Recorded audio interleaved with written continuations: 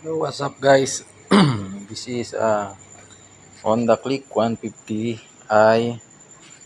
Ang problema niya is ayan, check engine siya.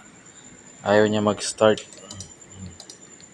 Pumipitik lang yung kanyang relay. Ano nga ba ang problema niyan mga guys? Bakit ganyan?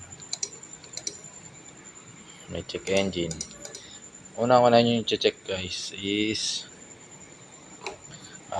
fuse. I-check nyo yung mga fuse kung buo ba, and then check nyo yung relay kung pumipitik siya.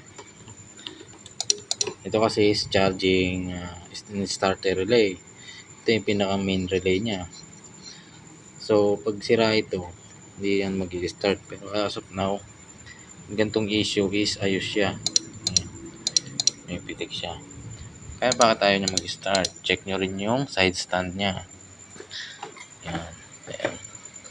Check nyo yan. Pag in-stand nyo, wala na siyang click. Ibig sabihin, gumagana pa yung side stand sensor niya. Pinakang kill switch ng sa side stand niya. Okay na, di ba? Sunod yung i-check dyan, guys.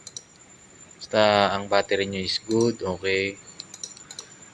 Ang pinakang sekreto nito, guys, yung nandito sa socket niya sa mga ECU. Yung wire na yan, guys. Yan, naglulos yan. Yung wire na yan, naglulos yan. Pag nag-uumido na sa katagalan. Ayan, guys. Pag ginalaw-galaw natin yan, pag yan ay nag-loss lang, aandar yan.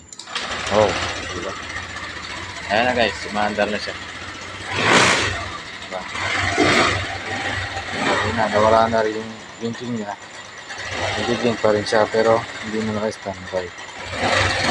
Pwede na i-reset guys.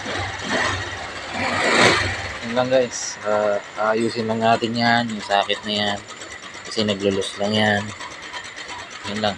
And thank you.